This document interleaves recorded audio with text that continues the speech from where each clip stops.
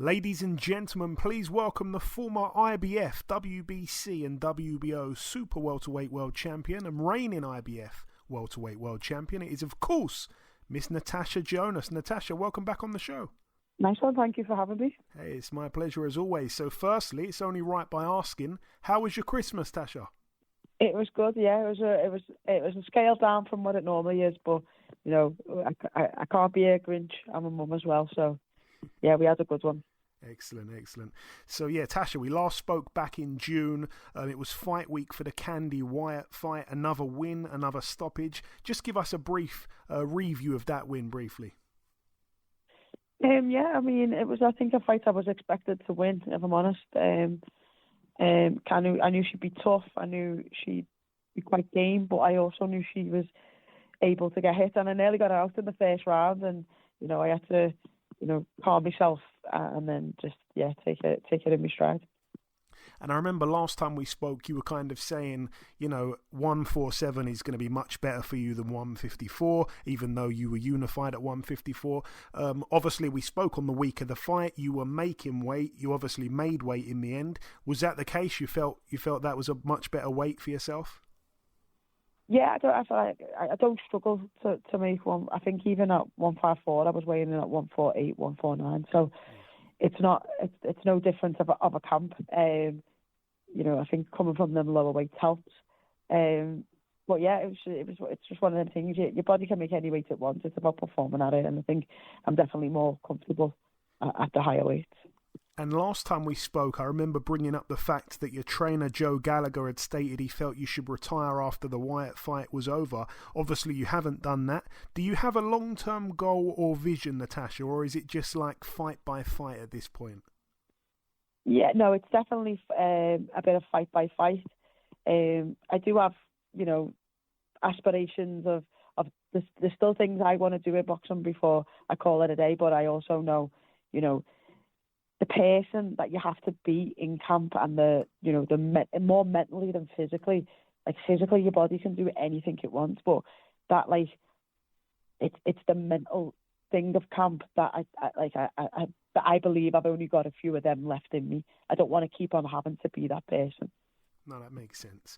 But there we go. The gravy train continues. The next stop is January 20th at the Echo Arena back at home. You'll be defending the IBF title against America's Mikaela Mayer. Natasha, firstly, you guys have both done lots of pundit work for Sky in the past. Or I was going to say, do you, or maybe did you, have a friendly working relationship with Mikaela or not? Yeah, I mean, we've never had an issue. You know, we potentially could have met up super featherweight. But it's one of them things, you know, I've got no problems with anyone in boxing. Yeah, no, fair enough. And as you say there, you know, Mikaela being at 130 in the past, you know, she did her best work there. She says she's felt great since moving up to 140. Obviously, as we know, it's at 147 this fight. Are you expecting a fitter, stronger Mayer than perhaps we've ever seen? Maybe not so much fitter in the sense of output, but you know, definitely stronger. And like I say, I've been there myself. When you've got that, you know, that when your camp is not about making weight, there's a lot of stress that takes out off you, and you can focus then on the tactical side a bit more than you normally would. So yeah, I probably agree with her. And yeah, she's just the difference though is that you've got to be able to carry that weight and perform at it. I don't think she'll be able to do what she did at Super Feather at this weight, if that makes sense. Yeah, no, I get that. And I was going to ask as well, how do you actually see this fight playing out? Obviously, I think the weight is more in your favour, but at the same time, her one loss against Baumgardner was highly disputed and maybe shouldn't even exist. Yeah, I believe personally that she won that fight, and I think I was on the part of the commentary team that night. I thought she was unfortunate not to get the nod, but yeah, you know, I think she's a good fighter. I think, you know, she's had a good amateur career. The basics are very good. She's got a good shot selection, good work rate, but I just think that everything that she does, I'm better. And you probably knew at some point I was going to bring this up, but the BBC Sports Personality of the Year, the seating arrangement, for those that don't know, you were sat next to long-term rival Terry Harper. How awkward was that? I mean, she made out a big thing on social media and she had a lot to say, but she was sitting next to me for 2 hours and didn't say anything. So that says it all. I mean, I think sometimes it's just a bit of banter and back and forth, but like, I'm not really into all that. I'm not really into like making a show for people on social media unless I believe that I'm right. So I've got, she asked me a question, I answered it, and then she didn't talk, and I've got nothing to say to her. I'm not going to start conversating with her. I've got nothing to say to her. Yeah, I mean, as you say, Terry took to social media, made it blow up. You dropped the generational gap line, which I thought was a mic drop moment. I'm not a two-faced person. I'm not going to sit there conversating with you. I've got nothing to say. You seem to have a lot to say on social media, but when you're sitting next to me, you didn't have nothing to say. So, like, I'm not going to instigate a conversation with someone I've got no intentions of talking to. Do you know what I mean? Yeah, no, it makes sense. I get it. And you're probably right. I know that you already have a fight announced, but there's a tradition on this podcast. Everyone that we interview in the month of December every year, I like to ask what's on their Christmas wish list in a realistic world for the next year. So like I say, you've got the Mayor fight to take care of first. But what else do you want the year to bring you? Oh, gosh, a lot.